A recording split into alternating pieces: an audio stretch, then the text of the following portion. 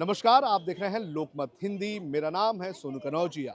महाराष्ट्र की 288 विधानसभा सीटों के लिए मतदान शुरू हो चुका है और मैं इस वक्त हूँ मुंबई के दादर इलाके के बाल मोहन विद्या मंदिर में, जहां पर कुछ ही वक्त पहले राज ठाकरे और उनके परिवार ने वोट दिया है। और आपको बता दें कि महाराष्ट्र के जो मतदान है ये सुबह से शुरू हुए हैं और शाम लगभग 7 बजे तक मतदान किए जाएंगे। यहाँ पर कुछ लोग मौजूद हैं, हम उनसे बात करेंगे और जानने की कोशिश करेंगे कि आखिर वो क्या सोचकर, क्या चीज़ें अपने जहन में रखकर मतदान करने वाले हैं। सर, आपने वोट दिया? क्या सोच के आपने मतदान किया है? कौन कौन से इशू आपने ये किए? Nation first. नेशन फर्स्ट और इसके अलावा? बस नेशन फर्स्ट सबसे पहले, उसके बाद में सब पॉलिटिक्स।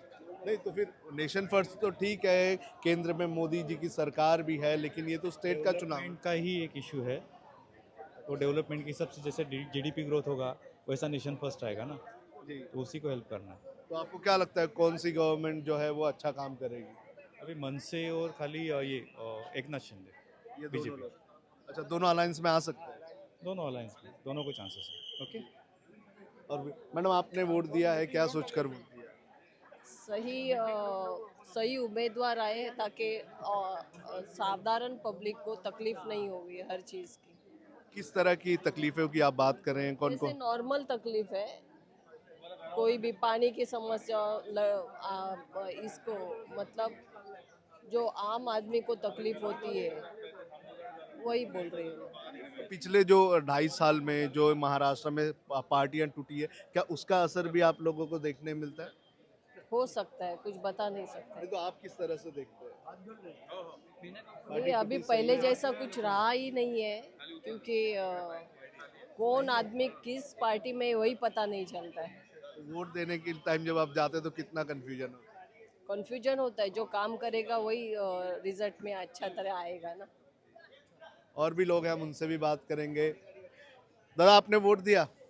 क्या क्या सोच के वोट दिया? कौन कौन से इशू आपके जहन में थे जब आप? सिर्फ नहीं, हम लोग पहले से बिगनिंग से लास्ट 60 ईयर से हम बाला साहब ठाकरे के ही सैनिक हैं, तो हम किधर भी जाने वाले नहीं है। हमारा ब्रांड है खाली ठाकरे, बस।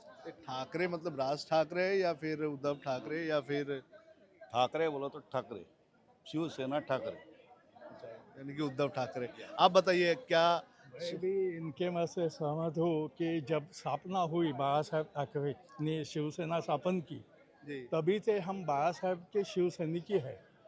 जी। और मैं 90 से 80 में मैं बीजेपी का मेंबर बना, तभी से मेरी ये पहचान यही है कि बाला साहेब का शिव सैनिक और प्रमोद महाजन का निष्ठावंत कार्यकर्ता। ये पिछले 40 साल से मेरी ये है। मैं बाला साहेब के आदर्शों को चलने वाला हूँ।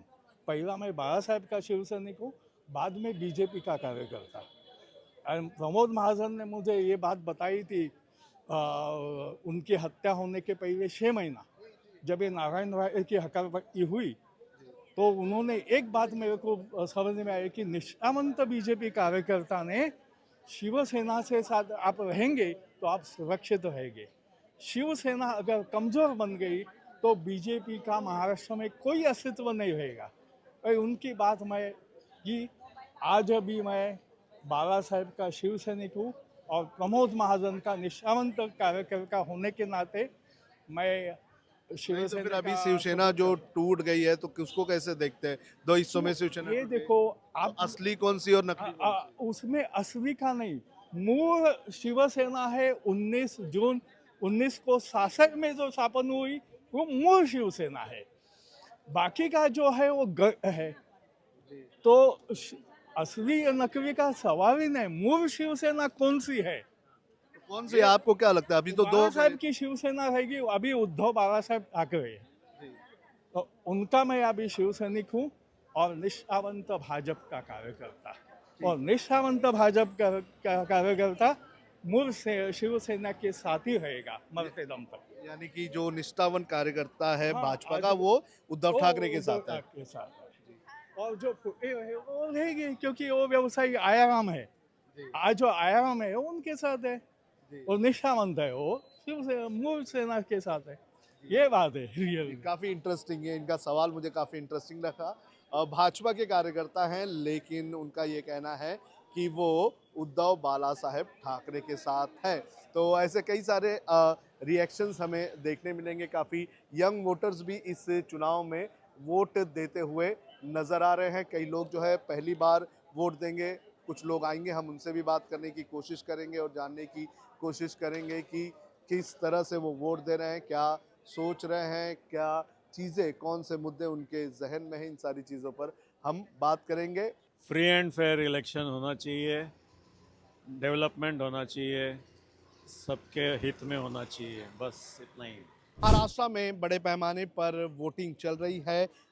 धीरे धीरे जैसे जैसे दिन निकलेगा बड़े संख्या में लोग जो हैं वो आएंगे और मतदान करेंगे। महाराष्ट्र का ये जो चुनाव है ये काफ़ी ज़्यादा इंटरेस्टिंग है, क्योंकि ये पहला विधानसभा चुनाव है जहां पर एक ही पार्टी के दो अलग अलग धड़े मैदान में हैं। और ये जो चुनाव है इसके जो नतीजे आएंगे ये बड़े पैमाने पर जो पार्टियां हैं उनके भविष्य तय कर सकते हैं, क्योंकि इस चुनाव में जो हारेगा उसका भविष्य, चुनावी भविष्य जो है वो लगभग खत्म हो जाएगा। तो देखना ज़रूरी है कि महाराष्ट्र के इस चुनाव के जब नतीजे आएंगे तो महाराष्ट्र की जनता किसे किस तरह से वोट देती है।